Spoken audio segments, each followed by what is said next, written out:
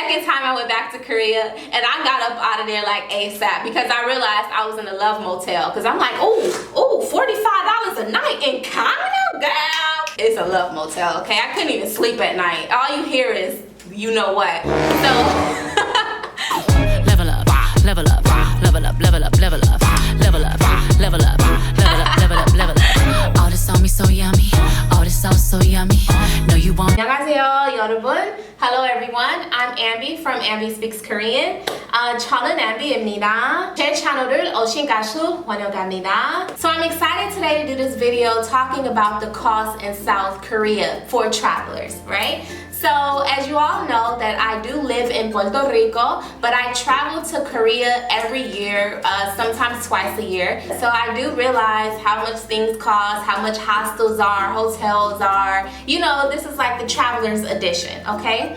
So, is Korea expensive? Absolutely not. It really just depends on what area you're in and what exactly do you consider expensive. So let's go ahead and break it down. I noticed that in Gangnam, which is where I usually go a lot, I was told by a lot of natives there that Gangnam is the most expensive part in South Korea. And I personally think that is very true. Simply because I noticed when I book Airbnb in Seoul versus booking it in Gangnam, it is a lot more expensive. But also in Gangnam, you notice that you get a nicer view. You have all these clubs that's around, all these nice department stores. So yeah, it's pretty much safe to say Gangnam is for people that has money to spend pretty much. Now with that being said, for us, for those of you that are coming from the United States or from certain parts of Europe like Spain or London or something like that, you might not consider, we might not consider Gangnam to be expensive. With all that being said, it's still cheap for us, right? Because for a nice Airbnb with like a sky rise at the top, you got a view of the whole city. For that in Gangnam, it's like $50 to $60 a night. So like I said, that is still pretty affordable for a lot of us because we're used to paying a lot more in the States. In the States, that's a whole lot more, okay? It depends on where you come from. If you're somebody that's coming from Dominican Republic and you're going to Gangnam to spend money, like you are going to think it's very expensive. If you're someone that's coming from New York, you're going to be in Gangnam thinking, bruh, this is very cheap, you know? So it just really depends on what your economy is, on where you currently are, if you're going to compare it to South Korea.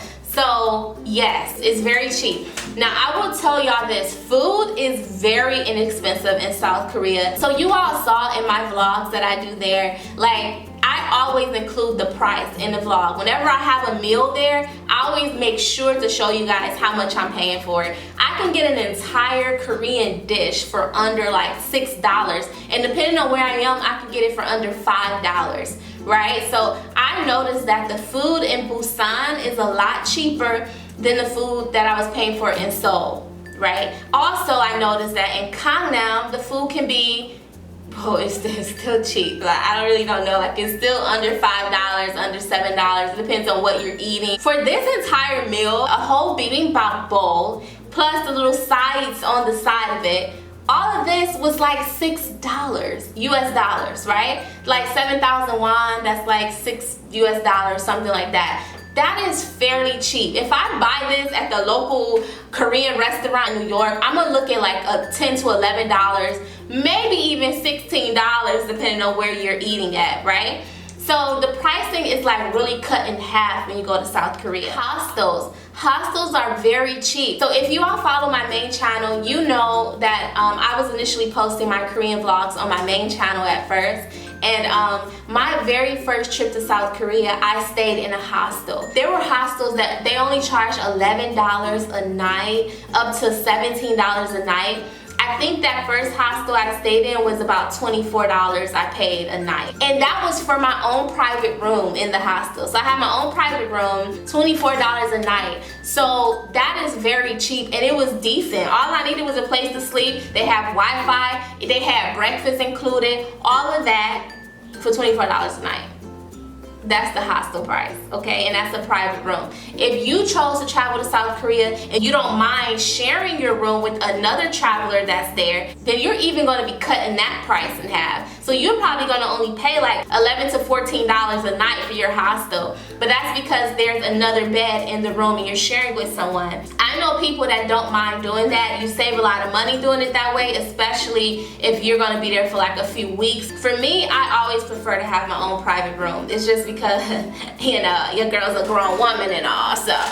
No, I'm dead serious, right? Some of my female friends wanna come back and chill at my hostel and we can drink soju, so it's just what it is. I like my privacy. I don't wanna be in a room, need to ask for permission. Hey, can my friend come? No, no sis, like I need my own space.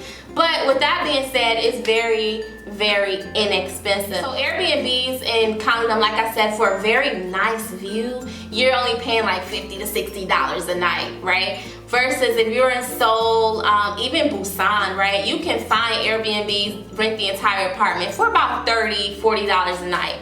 And it also depends on how far out you get it as well. So that do make a difference, okay? Certain hosts charge more if it's a last minute booking. So as you all see in my last vlogs here on this channel, y'all were blown away by these prices. Guys, oh my God. Hotels I was paying, like, okay, let's start with Seoul. Well, let's start with Incheon, because the first couple nights I was in Incheon, right? So in Incheon, I stayed in 4-star hotels for only $50 a night. $50 a night, y'all. $50 a night. Simple as that. For a nice, clean, comfortable, air-conditioned hotel. Like, legit, $50 a night. That's in Incheon. I ended up going into the city of Seoul, and even there, $50 a night. Bruh. $47 a night. Okay, now I will say in Gangnam, if you pay that cheap for a hotel, more than likely it's a love motel. Unfortunately, in Gangnam it's like that because their hotel prices are a lot higher. I've never paid for a hotel in Gangnam. No, I did. I paid for a hotel in Gangnam the second time I went back to Korea, and I got up out of there like ASAP because I realized I was in a love motel. Because I'm like, oh, $45 a night in Gangnam, girl. It's a love motel, okay? I couldn't even sleep at night. All you hear is, you know what. So let's move on to Busan. When I was in Busan, I paid about $50 a night for the hotel. This was a 5-star, I think 4.5 or 5-star hotel I stayed in Busan, and that was only $45 or $50 a night, which is really cool, guys. Like, these prices are crazy. If you think that's good, Jeju Island. So in my mind, I was thinking, bruh, I'm about to have to pay a lot more because Jeju Island is that place, right? That's the place everybody want to go when it comes to South Korea. No, my dear. Prices are very cheap for a 4/5-star hotel. And honestly, when thinking of these hotel ratings, we have to realize it's Korea. For me, even the 2-star hotels in Korea are very, very, like, decent compared to the States. In the States, if you get a 2-star hotel, bruh, you're gonna be there with crackheads, okay? In South Korea, you get a 2-star hotel, you're just gonna be in there with other Asians that's trying to save money on hotels. Like, it's still a nice establishment, right? So, I had a joke for that. I'm not gonna say it though, because people might get offended. But yeah, if you're in a 2-star hotel in Korea, you're just gonna be with other people that are looking to save money. That's it, and it's still a clean, nice place. So in Jeju Island, y'all saw in my vlogs, $34 a night. $34 a night, $36 a night. I don't think I'll pay more than $36 a night and from either one of the hotels. Oh, I'm sorry, there was a 5-star that I stayed at, and you guys saw in that video, I only paid, I think I wanna say $60. It might have been $60, 60, or it might have been 70. I'm probably tripping. It probably was 50. I can't remember. But bottom line is, these are the prices for hotels there. It's very cheap. So it's very inexpensive. And you all already know the food is not expensive at all. Now, in my opinion, I do feel like the food might have been a little bit cheaper in Busan. I feel like the food is cheaper in Seoul and Gangnam than it was in Jeju Island. It could just be of where I was and what I was, you know, choosing to eat. Some of the friends that I made in Jeju Island, they also told me that it's a lot cheaper to live in Jeju Island versus Seoul. I believe that, you know, just going off the hotel prices, they're so cheap for 4- and 5-star hotels. Like, it's crazy, you know. So I even said like to a few of you all, and I replied in the comments that yes, when I move to South Korea, probably within the next 2 or 3 years, I might move there for a year or so. I honestly am considering moving to Jeju just because I can survive there just off of what I do online with my businesses. I make enough money to survive in Jeju Island. It is so cheap compared to what I'm used to, what I'm paying. That's it. What else can I talk about as far as the cost in South Korea? So we talked about hostels, we talked about hotels, talked about Airbnbs, the food. Activities might be the most that you pay for. So if you want to do all that tourist stuff that I don't really do, that stuff costs. Oh, public transportation. So that is fairly cheap in South Korea as well. I definitely would say taking a taxi will cost more than obviously taking a bus or the subway. But most people take the subway. They take the transit there, right? Because you're only coming up out of what, $2 or $3? That's not a lot. Also, the taxis is not a lot either. Like to go about 10 miles, you're probably gonna pay, what am I paying? Like maybe 13,000 won, something like that. This was in Jeju Island. Now, it's like I said, it's a lot cheaper there. Also, you all saw when I took the bus, I did take a bus when I was in Jeju Island. It was like a 2 to 3 hour bus ride. I went maybe 2 hour bus ride to the waterfalls that I went to. And this was like a charter bus with Wi-Fi and all this stuff.